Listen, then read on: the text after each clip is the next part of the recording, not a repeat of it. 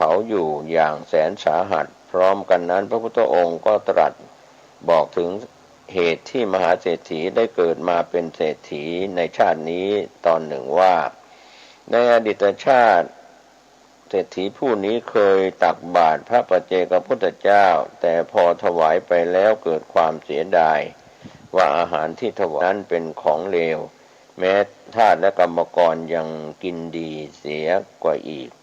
ผลกรรมอันนี้ทำให้ท่านได้เกิดมาเป็นมหาเศรษฐีก็จริงแต่ยินดีและพอใจที่จะกินจะใช้แต่ของที่เลวๆอย่างนี้เป็นต้นสุดท้ายพระพุทธองค์ก็ตรัสกับพระเจ้าประเสนที่โกศลตอนหนึ่งว่าข้าวเปลือกทรัพย์เงินทองหรือข้าวของที่หวงแหนอย่างใดอย่างหนึ่งที่มีอยู่ทาสและกรรมกรคนใช้ผู้อยู่อาศัยของเขาพาเอาไปไม่ได้ทุกสิ่งทุกอย่างถูกทอดทิ้งทั้งหมดบุคคลที่ทำกรรมใดด้วยกายด้วยคำพูดและด้วยความคิดทางจิตใจกรรมนั้นแหละย่อมเป็นของเขาเองเขาก็ย่อมจะพาเอากรรมที่เขาทำไว้ไม่ดีนั้นไปหรือดีนั้นไปกรรมนั้นย่อมติดตามเขาไปเหมือนเงาที่ติดตามตัวเราเช่นเดียวกันฉันใดก็ฉันนั้นบุคคลที่ทำความดีสั่งสมไว้สำหรับพบหน้าบุญทั้งหลายย่อมเป็นที่พึ่งพาของสัตว์ในโลกหน้าเช่นเดียวกันอันนี้ก็เป็นตัวอย่างเศรษฐีที่ไม่มีลูกเพราะว่าไปเรียกว่าไปอดีตชาติไปทำลายคนอื่นหวังจะฮุบเรียกว่าไปฆ่าลูกของพี่ชายตายเพื่อหวังเอามรดกนั่นแหละครับศึกสายเลือดศึกชิงมรดกกันก็มียาวนานจากยุคอดีตหลายร้อยหลายพันปีมาจนถึงปัจจุบันก็ยังมีการแย่งชิงมรดกกันไม่ว่าในสถาบันครอบครัวในตระกูลเล็กตระกูลใหญ่ก็ตามนี่ก็เป็นอุทาหรณ์นะครับอยู่ด้วยกันครอบครัวเดียวกันตระกูลเดียวกันหรือสายเลือดเดียวกันก็ทะเลาะเบาะแว้งขัดแย้งกันเพราะแย่งชิงสมบัติเพราะฉะนั้น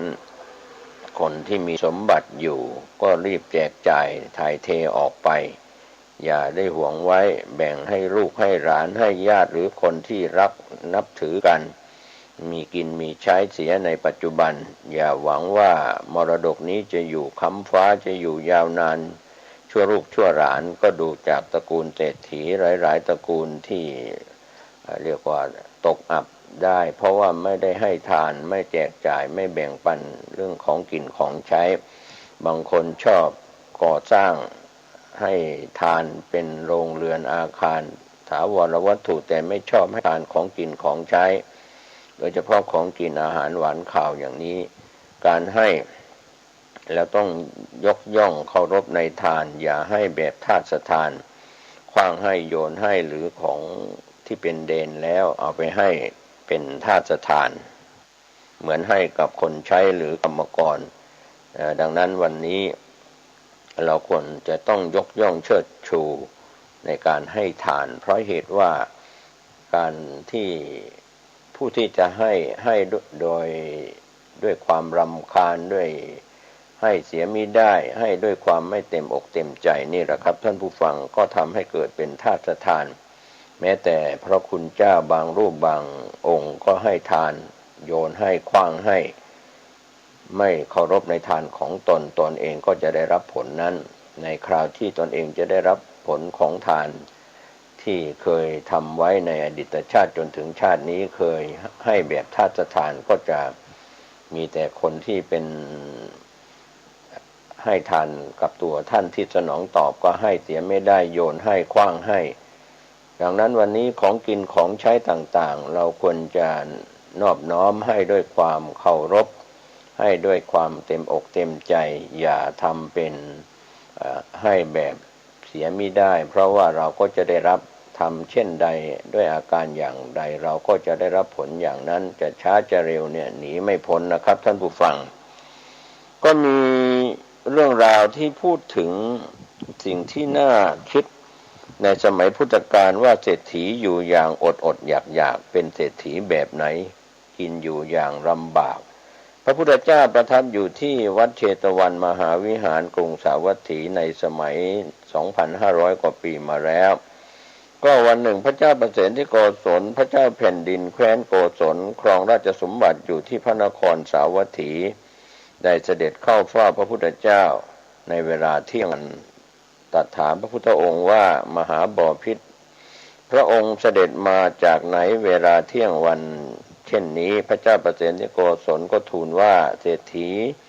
เมืองสาวัตถีตายเขาไม่มีบุตรรับมรดกหม่อมฉันจึงให้เจ้าหน้าที่ขนทรัพย์สมบัติไว้ในพระคลังเศรษฐีผู้นั้นมีทรัพย์มากมายแต่กินอยู่อย่างอดอยากเขากินข้าวคลุกกับน้ำส้มผักดองใส่เสื้อผ้าหยาบใช้รถเก่าๆแล้วใช้ร่มใบไม้พระเจ้าข้าพระพุทธองค์ก็ตรัสตอบพระเจ้าประเสนที่โกศลว่าเป็นอย่างนั้นแหละมหาบพิตรธรรมดาว่าคนพาลก็เป็นอย่างนั้นคืออสัตตบุรุษได้ทรัพย์มีทรัพย์แล้วก็ไม่ทำตนให้เป็นสุขไม่ทำให้บ่าวไพร่ให้เป็นสุขไม่ทำให้มิตรอมาตย์เป็นสุขไม่ถวายทานแก่สมณะชีพราหมณ์จะส่งผลให้เป็นสุขต่อไปได้ถ้าทำบุญต่อสมณะชีพราหมณ์คนที่เป็นคนพาลที่ไม่ใช่บัณฑิตก็ไม่ใช้จ่ายทรัพย์ของตนไปในทางที่ชอบอย่างนี้แหละทรัพย์ของเขาก็ต้องตกเป็นของพระราชาบ้างเป็นของโจรบ้างถูกไฟไหม้บ้างถูกน้ำท่วมพัดพาไปบ้างถูกผู้รวบรวมมรดกที่ไม่พอใจลักขโมยไปบ้างทรัพย์นั้นย่อมไม่เป็นประโยชน์ทั้งตัวเขาเองและก็คนอื่นเปรียบเสมือนสระบัวที่มีผีเสื้อน้ำหวงแหนอยู่ส่วนบัณฑิตได้ทรัพย์มาแล้วก็เลี้ยงตนเองให้เป็นสุขเลี้ยงพ่อแม่ให้เป็นสุขเลี้ยงบุตรภรรยาสามีให้เป็นสุขเลี้ยงบ่าวไพร่ให้เป็นสุขเลี้ยงมิตรอมาตย์ให้เป็นสุขถวายทานแก่สมณพราหมณ์นะครับจึงส่งผลให้เขาเป็นสุขตลอดไปเมื่อบัณฑิตใช้จ่ายเงินทองของตนไปทางที่ชอบอย่างนี้ทรัพย์ของเขาย่อมไม่ตกเป็นของพระราชาไม่ตกเป็นของโจรไม่ถูกไฟไหม้ไม่ถูกน้ำท่วมพัดพาไปไม่ถูกผู้รวบรวมมรดกที่ไม่พอใจลักขโมยไปทรัพย์นั้นย่อมเป็นประโยชน์ทั้งแก่ตัวเขาแล้วก็เป็นประโยชน์กับผู้อื่นเหมือนสระบัวที่มีน้ำในสระใสสะอาดมีท่าน้ำสะอาดดีอยู่ใกล้บ้านเรือนหรือนิคมก็เป็นประโยชน์แก่คนหมู่มากดังนั้นก็ได้พระพุทธองค์ก็ได้ตรัสต่อไปว่าน้ำอยู่ในที่มีผีเสื้อน้ำย่อมไม่มีใครใช้ได้ฉันใดคนบาปได้ทรัพย์แล้วไม่ได้ใช้เองไม่ได้ให้ผู้อื่นใช้ก็ฉันนั้นส่วนปราชญ์บัณฑิตได้ทรัพย์มาแล้วย่อมใช้เองด้วยเลี้ยงหมู่ญาติด้วยไม่เรียกว่าทำประโยชน์ด้วยย่อมไม่มีผู้ตำหนิติเตียนตายแล้วก็ย่อมไปเกิดในสวรรค์อย่างนี้เป็นต้นเรียกว่าเศรษฐีชาตินี้มีทรัพย์สมบัติก็เรียกว่าจะมีมากมีน้อยก็เรียกว่ามีทรัพย์เศรษฐีหรือเป็นผู้มีอันจะกินก็แล้วกันว่าอย่าหวงอย่าแหนอย่าตนีทีเหนียวแบ่งกินแบ่งใช้ท่านก็จะไม่ต้องลำบากเมื่อเกิดเป็นเศรษฐีเข็นใจในยามที่ชาติใหม่พบใหม่ชาตินี้ก็เป็นเศรษฐีเข็นใจจะกินจะอยู่ก็ยังลำบากเราจะเห็นได้ว่าบางคนบางท่านเนี่ยมีเงินมีทองเข้าของกินของใช้มีพระเจ้าประเสนที่โกศลกษัตริย์เมืองสาวัตถีแคว้นโกศลตอนหนึ่งว่าการที่พระเจ้าประเสนที่โกศลเสวยจุเรียกว่ารับประทานอาหารมากก็มีพระวรกายอ้วนอุ้ยอ้ายไม่กระฉับกระเฉงไม่กระปี้กระเป๋าพระพุทธองค์ก็ทรงสังเกตเห็นอากับกิริยาวันหนึ่งจึงตรัสบอกเคล็ดลับควรมีสติทุกเมื่อรู้ประมาณในการกินเวทนาย่อมเบาบางอายุย่อมแก่ช้านะครับก็พูดถึงหนุ่มๆสาวๆที่เรียกว่าตุ้ยอ้วนท้วนสมบูรณ์อุ้ยอ้ายแล้วก็จะลดความอ้วนกันในยุคนี้ในสมัยนี้เพราะ ไม่สำรวมในปากอะไรก็อร่อยกินดื่มกันอย่างเต็มที่ทำให้ร่างกายอ้วนเหมือนพระเจ้าประเสนที่โกศลเสวยจุก็ทำให้เรียกว่ามีพระวรากายอ้วนท้วนจะลุกจะนั่งจะเสด็จลุกนั่งอะไรก็ลำบากพระเจ้าประเสนที่โกศลเป็นอย่างนี้พระพุทธองค์ก็ทรงเรียกว่าวิธีแก้ของพระเจ้าประเสนที่โกศลก็ตรัสสั่งให้หลานชายชื่อนายสุทัศนะคนสนิทผู้อยู่เบื้องหลังให้ท่องจำคำสอนของพระพุทธเจ้าไว้ว่าควรมีสติทุกเมื่อรู้ประมาณในการกินเวทนาย่อมเบาบางอายุก็จะแก่ช้าก็คืออายุยืนนานก็เป็นการเตือนสติให้หลานนายสุทัศนะเตือนพระเจ้าประเสนที่โกศลพระเจ้าประเสนที่โกศลก็ฝากให้หลานเตือนสติก็กล่าวทุกครั้งในเวลาที่พระเจ้าประเสนที่โกศลเสวยพระกยาหารให้หลานเตือนเพื่อคอยเตือนให้เสวยน้อยลงสุทัศนะกุมารเรียนคาถานั้นจนจำได้แม่นยำก็ท่องดังๆให้พระเจ้าประเสนที่โกศลฟังทุกครั้งขณะเสวยพระกยาหารก็ไม่นานพระเจ้าประเสนที่โกศลกับมีพระวรากายกระปี้กระเป๋าทรงรูปพระวรากายด้วยฝ่าพระหัตถ์ทรงเปล่งอุทานด้วยความดีพระทัยว่าพระพุทธเจ้าทรงอนุเคราะห์เราด้วยประโยชน์ทั้งสองคือประโยชน์เฉพาะหน้าแล้วก็ประโยชน์ระยะยาวจริงๆหนอสูตรนี้ก็เป็นเคล็ดลับชะลอความแก่อย่างดีทีเดียวครับหนุ่มๆสาวๆคงจะนำไปใช้ได้สูตรชะลอความแก่ก็คือกินน้อยลงนะครับอย่าตามใจปากก็จะไม่อ้วนท้วนอายุก็จะยืนยาวนานส่วนเรื่องราวอีกเรื่องหนึ่งที่เราจะได้พูดถึงการปฏิบัติบูชาเป็นการบูชาสูงสุดเราจะมีบูชาสองอย่างอามิสบูชาปฏิบูชาก็จริงในสมัยพุทธกาล ในขณะที่ใกล้เวลาจะเสด็จดับขันธปรินิพพานขององค์สมเด็จพระสัมมาสัมพุทธเจ้าในขณะที่พระพุทธองค์ทรงสำเร็จสีหสายญาตินอนภายใต้ไม้สาระทั้งคู่ก็ปรากฏว่าไม้สาระทั้งคู่นั้นผลิดอกออกสะพรั่งนอกฤดูกาลร่วงหล่นโปรยปลายเพื่อบูชาพระพุทธเจ้าแม้ดอกมณฑารพอันเป็นดอกไม้ทิพย์ก็ยังตกจากอวกาศเพื่อบูชาอย่างมากมายแล้วก็เสียงดนตรีอันเป็นทิพย์ก็ประโคมอยู่ในอากาศในสมัยนั้นพระพุทธองค์ได้ตรัสกับพระอานนท์ถึงการบูชาสองอย่างการบูชาด้วยอามิสสิ่งของอันจัดเป็นการบูชาด้วยวัตถุกับการปฏิบัติบูชาการกระทำตามคำสั่งสอนของพระพุทธองค์ว่าอานนท์ตถาคตจะชื่อว่าอันบริษัทสักการะเคารพนับถือบูชา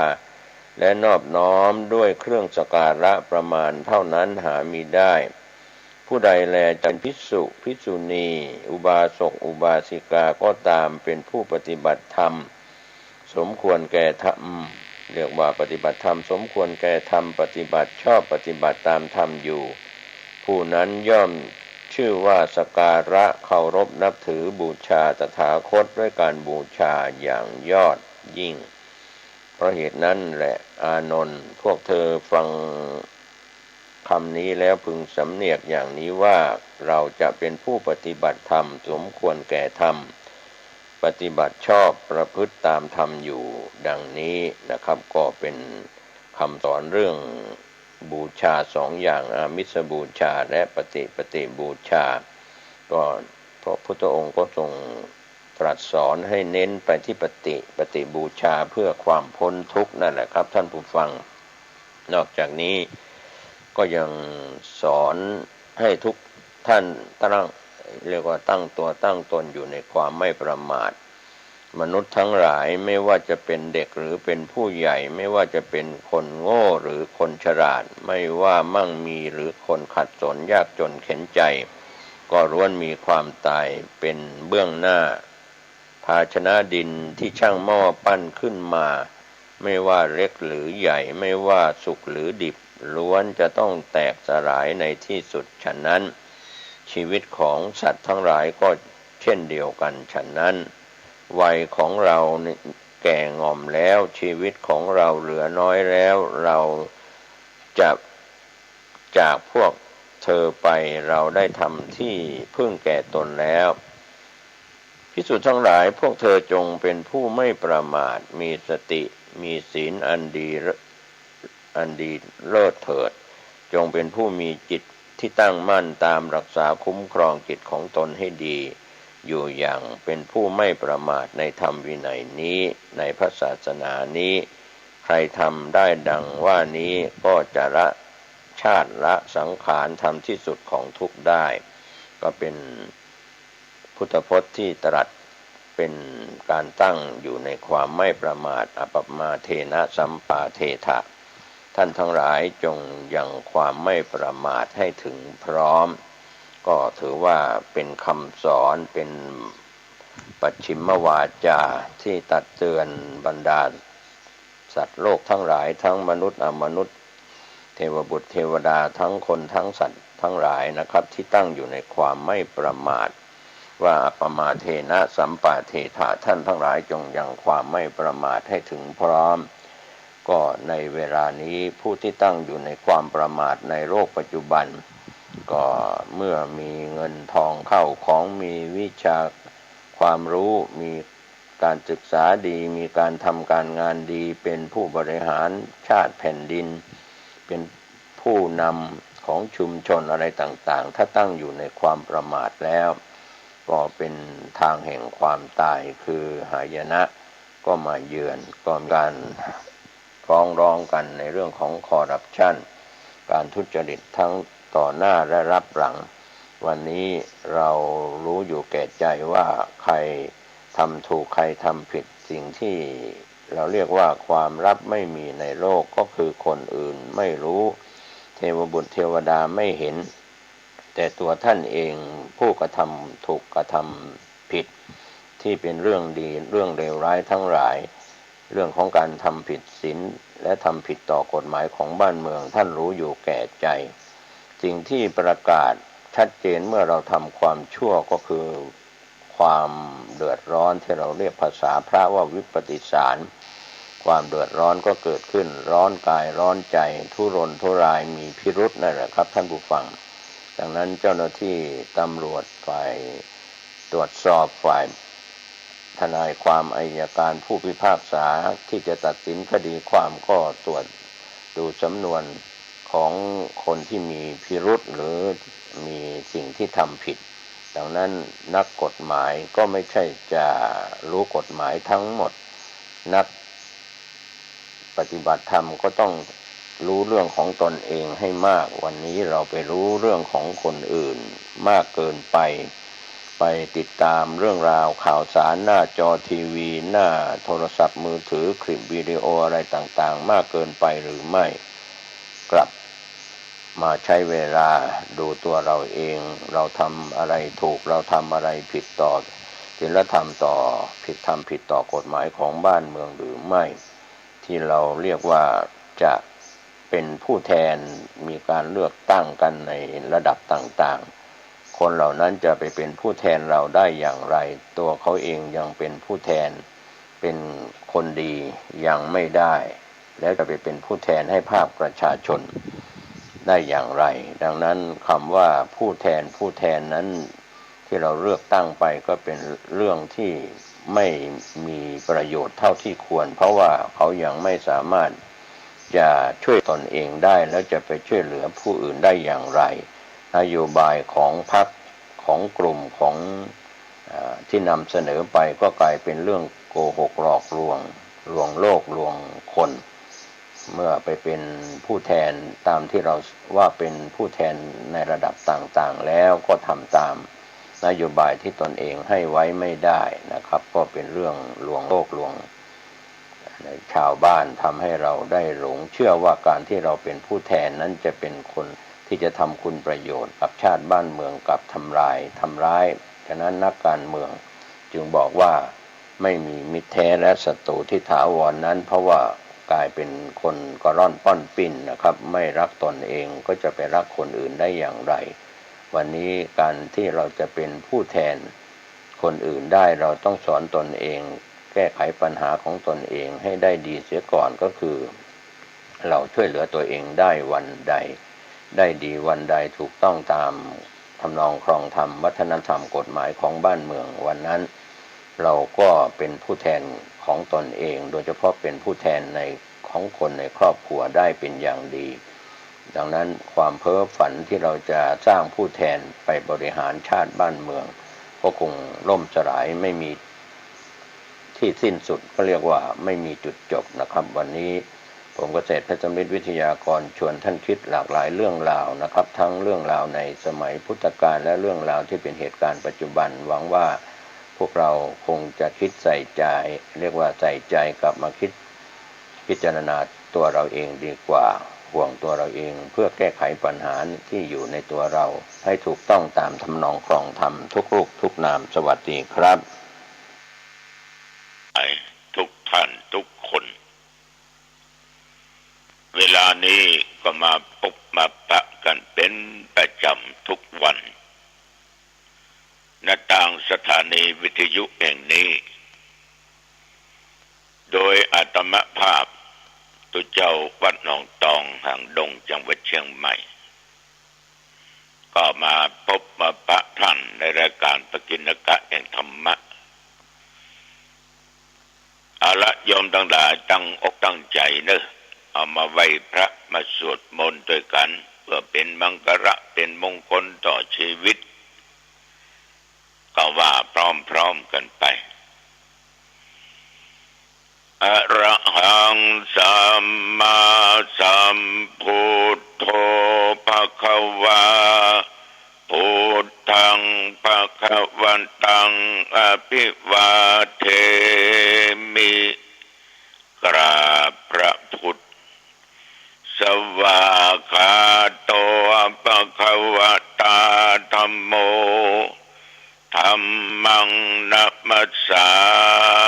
มิกราบพระธรรมสุปฏิปันโนภควโตสาวกสังโฆสังฆังนะมามิ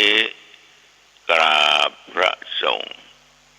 ต่อไปกล่าวคำนมัสการพร้อมกันเนอะโยมเนอะนะโมตัสสะภะคะวะโตอะระหะโตสัมมาสัมพุทธัสสะนะโมตัสสะภะคะวะโตอะระหะโตสัมมาสัมพุทธัสสะนะโมตัสสะภะคะวะโตอะระหะโตสัมมาสัมพุทธัสสะนะโมตัสสะภะคะวะโตอะระหะโตสัมมาสัมพุทธัสสะ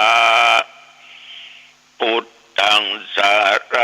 นังคัจฉามิธัมมังสารนังคัจฉามิสังฆังสารนังคัจฉามิตุติยัมปิพุทธังสารนังคัจฉามิตุติยัมปิธัมมังสารนังคัจฉามิตุติยัมปิสังฆังสารนังคัจฉามิตติยัมปิพุทธังสารนังคัจฉามิตติยัมปิธัมมังสารนังคัจฉามิตติยัมปิสังฆังสารนังคัจฉามิกรมอุตุประกาศ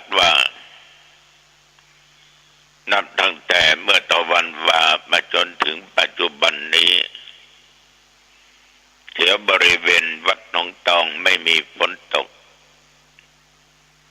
อากาศร้อนมากแต่ลมก็ไม่แรง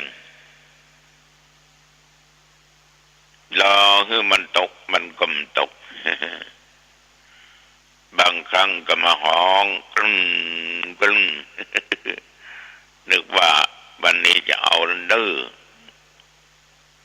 บางเตื้อก็ลมแรงเอาเต็นเอาอย่างระเนระนาดลงมัดแต่ตั้งแต่ตะวันวามาจนถึงปัจจุบันไม่มีฝนตกไม่มีลมแรงพ่อแม่พี่น้องศรัทธาญาติโยมตะวันนี้ก็ได้ฮือตุเจ้ากับโยมที่ขับรถไปซื้อเครื่องสุขภัณฑ์เกี่ยวกับจะทำห้องน้ำที่บนกุฏิหลังที่สร้างใหม่บางท่านก็บอกว่าเอาอย่างดีๆเนี่ยทุลุงบางคนก็บอกว่าบอกใจได้ก็ดีทุลุงมาถึงใจได้บางคนก็มามาจ่าอันบดีมถ้ามาใจนะทุลุงเสียเวลาแม่นของบดีเนาะของบดีมียี่ห้อแต่เกรดต่ำนำมาใช้มันก็ตึงอดบทนมันก็เหมือนกับคนดีก็คนบดีเนี่ยจะไปคบค้าสมาคมจะไปมาหาสู่จะจะจากันเป็นเพื่อนฝูงกันถ้าคนนั้นมันบดีเขาเคยเป็นคนดีมาก่อนมันก็อย่าปาเฮาเนี่ยจักจุงชวนเฮาไปในทางที่บดีการซื้อของก็เช่นเดียวกันถ้ามันบดีเดือขนาดเอามาก็เสียประโยชน์เปล่าประโยชน์คำเดียวก็ลุกคำเดียวก็เสียมันก็ใจการใจงานไปได้แต่ว่าก็เลยสั่งบ่าซื้อที่มันดีแต่ว่ามันใจดีเลิศประเสริฐอย่างประล้ำเหลือขอให้มันใจได้คนทนเหมือนกับอันเก่าที่ใจในวัดในว่า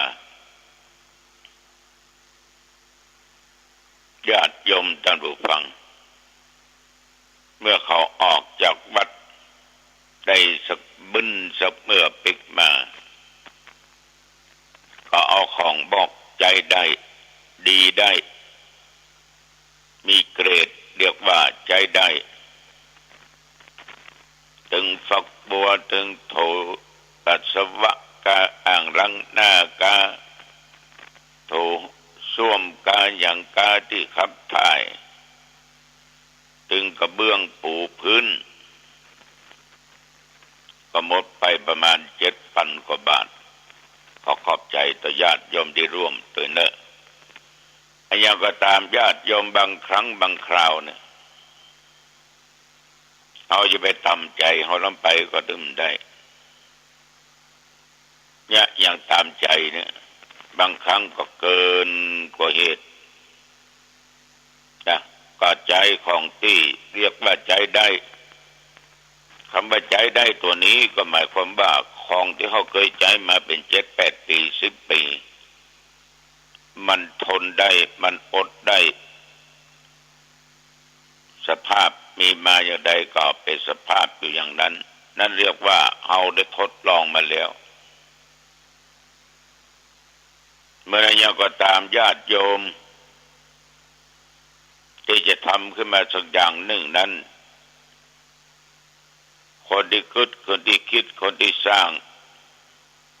จะต้องนำมาใจ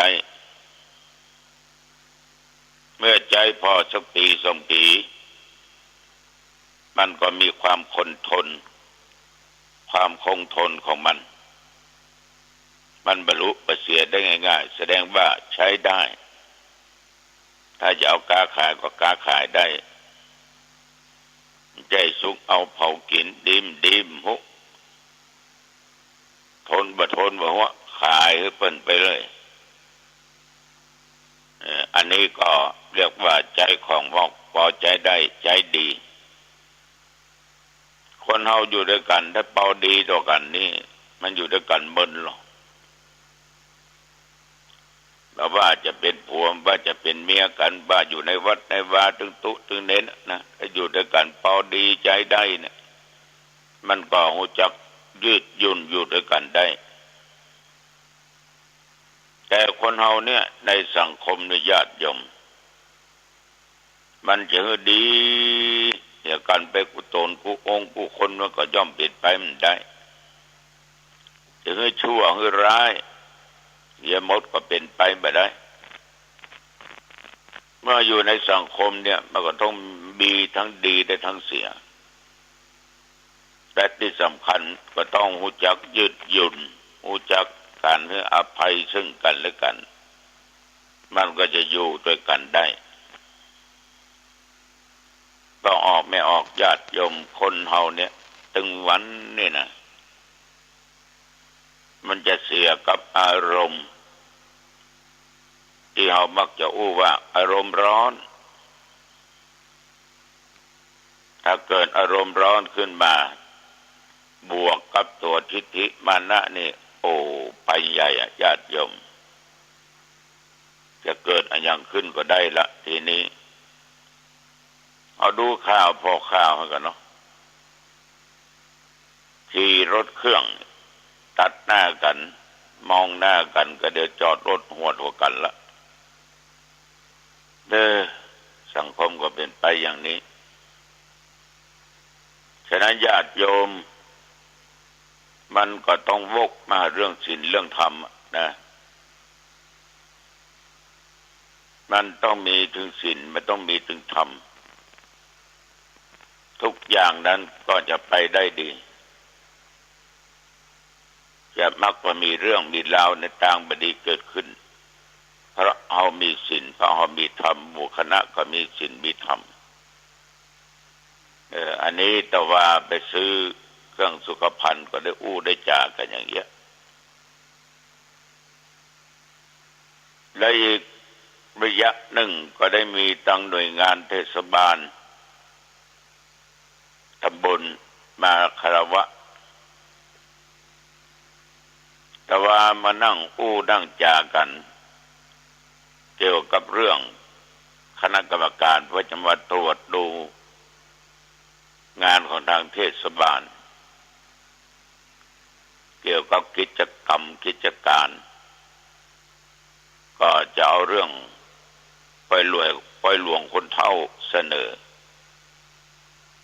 คือแก่คณะกรรมการที่จะมาตรวจเพราะว่ามันมีที่ไหนคงจะมีที่หนองตองที่เดียวก็คือคำว่าปล่อยหลวงคนเฒ่านั้นก็เป็นความคิดของญาติของโยมเขาก็มาปรึกษาตุลุงก็ว่าดีทำดีหรอทำบุญทำกุศลช่วยเหลือกันนี่มันถึงดีจะปฏิเสธว่าบ่ดีถึงว่าเพราะมันดีก็คือมีการพิมพ์ซองบอกบุญไปแล้วแต่หมู่บ้าน14หมู่บ้าน13วัดนำต้นกระตาลเนี่ยแห่กันไปแล้วก็ไปจุกันจุดใดจุดหนึ่งส่วนมากก็สถานที่บ้านปลานอาตมาเมื่ออยู่สุขสบายก็ไปคือของแห่ตัวเอาก็นำต้นกระตาลไปบรรยากาศนั้นก็เป็นผู้เฒ่าผู้แก่ก็มีความดีอกดีใจที่หันคนเฒ่าแก่ยิ้มแย้มแจ่มใสมีความสุขใจเมื่อทุกคนเข้าไปในงานนั้นโยมหมอก็จะวัดความดันให้คนเฒ่าคนแก่บางคนนั้นก็ขอเจาะเลือดตรวจเบาหวานน้ำตาลเกินอาตมาก็ขึ้นบนเวทีฮือโอวาทปั่นปอนปั่นโชคปั่นใจฮือแล้วเงินเอาไปไหนเอา เอาไปซื้อเครื่องออกซิเจนเดี๋ยวนี้ทางหน่วยงานมีออกซิเจนเกือบ100 หน่วยละเมื่อไผชาวบ้านในหมู่ใดในตำบลต้องการใช้ก็ออกซิเจนเนี่ยไปให้ใช้ไม่ก็เติมน้ำยาถ้ามันใช้หลายวันมันจะหมดเจ้าภาพหรือคนที่ไม่ต้องการใช้ไปเติมคนเดียวหลายสิ่งหลายอย่างที่ไปซื้ออุปกรณ์เกี่ยวกับเรื่องการเจ็บไข้ได้ป่วยการออกกำลังกายนี่ก็คือเงินปล่อยหลวงที่เราโอ้กันก็ทำสิ่งที่เป็นประโยชน์ต่อหมู่บ้านต่อตำบลต่อครอบครัวเมื่อเวลามีการเจ็บไข้ได้ป่วยขึ้นและตั้งเจ้าหน้าที่คณะกรรมการเพื่อจะมาตรวจดูต่อมาละจะต้องไปไปบรรยายให้แก่คณะกรรมการได้รับฟังแต่การจานั้นจะต้องกันจริงๆมันมีจริงถูกต้องจริงใจและมีคุณประโยชน์จริงเท่าบันนี้จากความเป็นจริงเนี่ยบันนี้จากความเป็นจริงมีอย่างใดอย่างนั้นโดยสัจจะวาจาของจริงนี่ญาติโยมมันพิสูจน์ได้หรอกมาลักพอลักควายได้หรอกมันแตกะที่เขาว่าปล่อยหลวงคนเฒ่าได้สตางค์มันแตกะคณะกรรมการก็ต้องรักมาตรวจดูได้หรือใครก็ได้ลองไปซุ่มถามดูพยะกันแบบจงแจ้งปลอดโปร่งสุจริตไม่มีทุจริตฉะนั้นความสุจริตเนี่ยมันเป็นบ่อกเกิดแห่งความสุขได้มีแต่ความเจริญญาติโยมเพราะผู้ปฏิบัติตั้งอยู่ในความสุจริตธรรมแล้วก็เช่นเดียวกันตะวันในทางกศน.อำเภอหางดงก็เข้ามาคารวะได้สนทนากันในเรื่องเกี่ยวกับการศึกษากศน.เอามานึกดูยุคปัจจุบันเนี่ยกับยุคสมัยธรรมภาพเรียนกศน.อยู่เอาห้องกับว่าการศึกษาผู้ใหญ่นะแต่ก่อนนี้ต้องเตวไปเรียนถึงวันที่โรงเรียนวัดพระเจ้าเลื่อมครูบาถาปัญญาวชิโรที่อายุ91นะแต่ก่อนบ่60 50ปากันเตวไปเรียนถึงครูบาแก้วฝนตกบะน้ำก็นองเตวลัดคณะกลางต้งพับไปทางลัดเนี่ยมันใกล้ตากันไปห้ำไปเฮียนกันอามาก็ต้องเฮียนต่อระดับ3คือป.7 ระดับ4ม.ต้นระดับ5ม.ปลายเขารู้สึกว่าตุเจ้าพระเนนน่ะคือความสนใจกันตั้งใจกันแต่ว่าอาตมาบางครั้งบางวันไม่ได้ไปต้นใจเทปแต่ก่อนไปเทปม้วนหรอกต่อมาไปเทปคัสเซ็ตฝากตัวเจ้าเขาไปอัดมาว่าครูสอนอะไรอย่างมันก็เอาไปเรียนโรงเรียนปัจจุบันเนี่ยแต่ยุคปัจจุบันกศน.เนี่ยมันเมินเพื่อจะนัดพบนัดปะกันคนส่วนมากก็ไม่ค่อยไปกันแล้วก็ติวข้อสอบกันอาตมาภาพเขารุ่นนั้นได้เป็นถึงผอ.โรงเรียนเข้ามหาลัยเชียงใหม่ก็ดีวิทยาลัยครูในสมัยนั้นก็มีเขาจบม.6 แล้วเขาศึกไปสมัครเรียนที่ฮั่นที่นี่ก็มีภูมิฐานที่ดีเพราะความตั้งใจสอนความตั้งใจเรียนของนักเรียน ตมาก็จบระดับ5คือม.6 วันที่จะสอบนะโยมแม่สำตายที่โรงพยาบาลสันปะตองเป็นโรคมะเร็งติดปอดรู้ว่าแม่เป็นโรคมะเร็งได้7-8 ปีตรวจที่โรงพยาบาลแห่งหนึ่งในจังหวัดเชียงใหม่แม่มันสูบบุหรี่ขี้โยเนอะ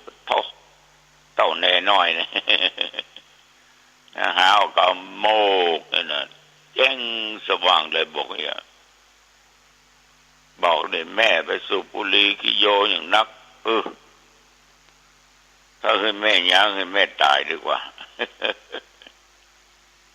พอที่สุดเป็นมะเร็งก็รักษาแม่ก็มาสิ้นชีวิตไปสอบไปดีไปสอบศพก็มาไว้วัดญาติโยมก็เลยแบ่งล่ะ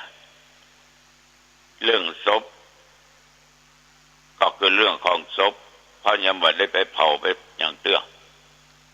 พอตายวันแรกสอบวันนั้นพอดีก็เลยขออนุญาตจากครูและหัวหน้าสอบก่อนเบิ่งก็ตั้งเก้าอี้สอบคนเดียวติ่งมีกรรมการนั่งห้อมล้อม 3-4 คนพระเจ้าตอนนี้ก็สอบเสร็จก็มางานศพแม่จัดแจงต่างๆนานาแต่ก็ทำจิตใจได้นะเพราะมันอาจจะเกิดจากที่เราเตดเนาะแล้วก็ไปพบไปปะในงานข่าวดำสำหายไปหันคนตายเนาะคนหนุ่มคนเฒ่าคนแก่ละเอ็กละอ่อนทุกเพศทุกวัยตึงยิงตึงใจทุกตำแหน่งเนาะเอาไปเตดนั่นน่ะมันก็ปรงใจได้เฮ้ยว่าเรื่องตายเป็นเรื่องธรรมดาจะให้หาอย่างใดก็ตามมันก็ได้ประโยชน์คิดอย่างเดียวคือทำบุญทานไปหาทานต่อออกไม่ออกญาติโยมผลปรากฏว่าก็สอบผ่านแล้วก็ใจความรู้ที่เรียนมานั่นไปสอนโรงเรียนบ้าองเรียนหนองตองชั้นประถมมัธยมบ้านกาดบ้านกาดได้10 กว่าปีนะ12 ปีพอหลายคนหรอเสียสละไปสอนละอ่อนระดับม.4-5-6การที่ไปสอนนะเพราะอย่าง1เป็นการฝึกสิ่งที่เราศึกษามาแต่เราก็ไปสอนด้านจริยธรรมศีลธรรมก็จบแค่นักธรรมเอกกระจายความรู้ความสามารถคือตะกอนเฮียนเนี่ยญาติโยมมันหูแต่นะมันหูแต่เพราะมันเรียนกันแต่เอากันแต่ก็เลยหูแต่และนำมาใจสอนคนได้แต่เหมือนญาติโยมลูกของโยมบางคนตั้งอกตั้งใจเรียน ก็มีความหูแต่สามารถเอามาใจได้แต่คนที่มาเอาทานมันก็ดึงมีการไปสอนครั้งนั้นน่ะทั้งละอ่อนปฐมเนี่ยเพื่ออยากจะเรียนหูของคนบ่ได้ถึงว่ายิงประจายแต่ละวัยนั้นไม่จะแตกต่างกันอย่างไรมีความคิดความอ่านความหันความอยากมันเป็นจะได้พ้องในละอ่อนรุ่นนั้นจนถึงม.ปลายนะมันเป็นการศึกษาชนิดหนึ่งดูจริตของคนดูความเปลี่ยนแปลงของวัยได้นักได้ประสบการณ์นักฉะนั้นญาติโยมท่านผู้ฟังทั้งหลายการเรียนกศน.ก็เป็นสิ่งที่ดี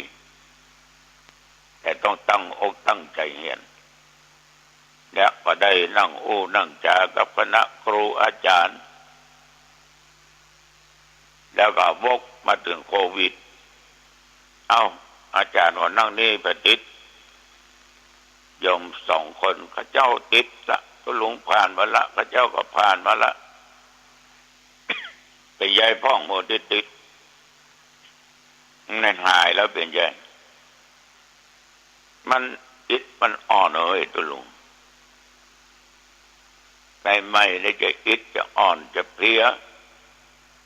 เอาเอวไปให้ไก่มันจะอิดมีคนยังบอกว่า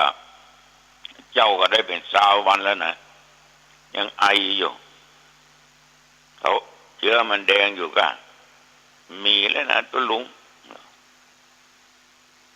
ทุกคนผ่านมาก็ดีอกดีใจญาติโยมท่านผู้ฟังทั้งหลายก็เตือนกันถึงวันเนาะสติต้องมีจะไปประมาทกาจะไปตกมาถึงเป็นอย่างตุลุงเนี่ยเคยสัมผัสอย่างจริงจังมาแล้วแต่ตุลุงประมาทปิดปากปิดหูดัง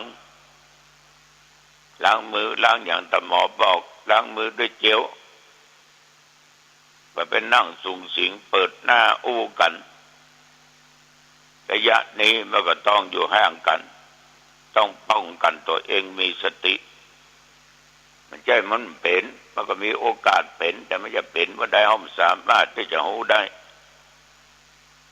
ฉะนั้นกันไว้ดีกว่าแก้ถ้ามันแย่จะแก้ไขมาตันอันนี้ตุลุงฝากไว้เนอะกับญาติกับโยมลองนำไปคิดพิจารณากันไว้เนอะโยมเนอะป้องกันตัวภัยตัวมันเนอะเอาละวันนี้อู้จ่าสเพเห็นละอันน้อยนิดน้อยแต่ขอฝากว่าอย่าได้ประมาทเนอะอย่าได้ประมาทขอความผาสุกความเจริญในธรรมจงบังเกิดมีแก่ญาติโยมท่านผู้ฟังทุกท่านทุกคนพบกันใหม่โอกาสหน้าเจริญพรสวัสดีครับท่านผู้ฟังที่เคารพธรรมสาระวันนี้ผมกาเศรษฐ์เพชรสำริดวิทยากรก็เชิญชวนท่านได้ฟังธรรมศึกษาธรรมกันเป็นประจำก็เรียกว่าธรรมะนั้นไม่มีเก่าไม่มีใหม่ไม่มีอดีตไม่มีอนาคตไม่มีปัจจุบันเพราะว่าทุกสิ่งทุกอย่างย่อมเกิดขึ้นแล้วก็ตั้งอยู่แล้วก็ดับไปเป็นธรรมดาคนเรานั้นอาจจะมองข้ามเรื่องของตัวเองทุกวันนี้เราก็ไปวุ่นวายกับเรื่องของคนนอกที่ไม่ใช่คนในครอบครัวไม่ใช่คนในหน่วยงานก็เรียกว่าเป็นทุกข์เป็นร้อนเป็นห่วงหรือว่าบางคนก็ไปแสวงหาผลประโยชน์จากคนนอกที่จะได้ประโยชน์ก็ทำให้เกิดการแข่งแย่งชิงดีชิงเด่นกันอิจฉาริษยากันเขาได้เขามีเขาเป็นก็อยากได้อยากมีอยากเป็นก็เลยความอยากก็ทะลุเข้ามาสู่จิตใจก็ลืมมองตัวเองว่าเรามีฐานะการงานการเงินและความเป็นอยู่อย่างไรกินอยู่หลับนอนสะท้อนดวงใจจะไปเรียนแบบกันไม่ได้ทุกคนนั้นเกิดมาลูกของพ่อแม่ที่เกิดจากท้องแม่เดียวกันลูกสาวลูกชายก็ยังมีนิสัยใจคอรูปร่างก็อาจจะไม่เหมือนกันธรรมะคำสอนนั้นมีมากมาย 84,000 พระธรรมขันธ์นั้นนำมาเพียงอย่างใดอย่างหนึ่งใน 84,000 พระธรรมขันธ์นำมาถือมาปฏิบัติก็ถือว่าเป็นเรื่องโชคดีสำหรับผู้ที่มีศีลก็คือรักษาศีลผู้มีธรรมก็คือปฏิบัติตามธรรมบางคนทำงานเป็นการปฏิบัติธรรมอยู่แล้วนะครับไม่ว่างงานไม่ทำตัวให้นิ่งอยู่เฉยอยู่เราก็อย่าไปมองว่าคนคนนั้นมีอายุมากแล้วไม่ใช่คนหนุ่มคนสาวหรือวัยเด็กวัยรุ่นจะให้นั่งนิ่งแบบคนที่สูงอายุปู่ย่าตายายลุงป้าน้าอาพ่ออุ้ยแม่อุ้ยก็คงเป็นไปได้ยากเพราะฉะนั้นความเสื่อมคำว่าวัยนี้มีทุกวัยทุกรุ่นทุกเพศทุกชาติชั้นวรรณะทุกชนชาติเรามีอายุมากหรือน้อยนั้นไม่ได้เกี่ยวกัน ก็มีความเสื่อมเหมือนกันหมดไปเช่นเดียวกันเราบอกว่าเรามีอายุเท่านั้นเท่านี้ปีความจริงไม่ใช่มีเป็นโมฆะธรรมว่างเปล่าหมดไปแล้วอายุเท่าไหร่ขวบ2 ขวบ5 ขวบ10 ขวบ10 ปี20 ปี30 ปีเป็นบางคนมีอายุยืน60-70หลังเกษียณอายุราชการบางคนบอกว่าไม่มีทำงานมามากแล้วพักผ่อนความจริงก็ไม่ต้องพักผ่อนนะทำงานแบบที่เราใฝ่เรียนใฝ่รู้สวิชชาโนภวังโหติผู้รู้ดีเป็นผู้เจริญก็วันนี้จะพาท่านไปย้อนไปในสมัยพุทธกาล 2,500 กว่าปีก็ยังมีเรื่องที่เราต้องติดตามชวนท่านหลายท่านรู้แล้วเข้าใจแล้ววันนี้จะพูดถึงเรื่องของใบประดู่รายในมือสมัยหนึ่งพระพุทธเจ้าประทับอยู่ที่ศรีสะปาวันใกล้กรุงโกสัมพีสมัยนั้นทรงเปรียบเทียบธรรมะที่ทรงนำมาสอนพี่น้องชาวพุทธกับธรรมะที่ตรัสรู้ว่ามีมากน้อยอย่างไรต่างกันอย่างไรก็ทรงหยิบเอาใบประดู่ราย2-3 ใบวางบนฝ่าพระหัตถ์แล้วตรัสแก่ภิกษุทั้งหลายที่อยู่ในที่นั้นว่าภิกษุทั้งหลายเธอจะสำคัญว่าใบประดู่ราย2 ใบ3 ใบที่เราวางบนฝ่ามือกับใบประดู่รายที่อยู่บนต้นไม้ต้นใหญ่ส่วนไหนจะมากกว่ากันใบประดู่รายบนต้นไม้มีมากกว่าพระเจ้าข้าภิกษุตอบอย่างนั้นเหมือนกันภิกษุทั้งหลายสิ่งที่เรารู้แล้วมิได้นำมาบอกมาสอนเธอทั้งหลายนั้นก็มีมากเพราะเหตุไรเราจึงไม่บอกไม่สอนก็เพราะว่าสิ่งนั้นไม่ประกอบด้วยประโยชน์มิใช่เบื้องต้นแห่งพรหมจรรย์ไม่เป็นไปเพื่อความหน่ายเพื่อความคลายกำหนัดเพื่อความสงบเพื่อความรู้ยิ่งเพื่อความตรัสรู้และเพื่อนิพพานเพราะเหตุนั้นเราจึงไม่นำมาสอนแก่พวกเธอทั้งหลายภิกษุทั้งหลายอะไรคือสิ่งที่เราได้บอกได้สอนแล้วแก่เธอเรื่องนั้นก็คือนี่ทุกข์นี่ความดับทุกข์นี่ทางให้ถึงความดับทุกข์นี่เป็นสิ่งที่เรานำมาสอนเธอทั้งหลายเหตุใดเราจึงนำเอาสิ่งเหล่านี้มาบอกมาสอนเธอทั้งหลายเพราะสิ่งเหล่านั้นประกอบด้วยประโยชน์เป็นเบื้องต้นแห่งพรหมจรรย์เป็นไปเพื่อความหน่ายเพื่อความคลายกำหนัดเพื่อความสงบเพื่อความรู้ยิ่งเพื่อความตรัสรู้และเพื่อนิพพานเธอทั้งหลายพึงกระทำความเพียรเพื่อสิ่งเหล่านี้ก็เป็นคำสอนหยิบใบประดู่ราย2-3 ใบวางบนฝ่าพระหัตถ์ของพระพุทธองค์แล้วก็สอนภิกษุทั้งหลายว่าสิ่งทั้งหลายทั้งปวงใบประดู่รายบนต้นไม้นั้นมีมากกว่าก็จริงที่ยังไม่ได้สอนแต่สอนเพียงหัวข้อธรรมที่มีความสำคัญอีกเรื่องหนึ่งก็เป็นเรื่องของช่างทำล้อรถพระพุทธองค์ประทับอยู่ที่ป่าอิสิปตนมฤคทายวันใกล้เมืองพาราณสีพระองค์ตรัสกับภิกษุทั้งหลายว่าเรื่องเคยมีมาแล้วพระเจ้าปัจเจตนะรับสั่งการนายช่างรถว่าแต่นี้ไปอีก6 เดือนจะทำสงครามให้จะทำล้อคู่ใหม่ให้เหลืออีก6 วันจะครบกำหนด6 เดือนล้อสำเร็จไปข้างหนึ่งพระองค์จึงตรัสถามนายช่างรถว่า6 วันนี้สามารถจะทำล้อข้างที่ท่านกำลังติดตามรับฟังสถานีวิทยุกระจายเสียงพระพุทธศาสนาแห่งชาติและสังคมคลื่นเพื่อการศึกษาพระพุทธศาสนาและวัฒนธรรมระบบ FM 104.5 เมกะเฮิรตซ์รายการต่อไปเป็นรายการเสียงธรรมจากวัดศรีโสดา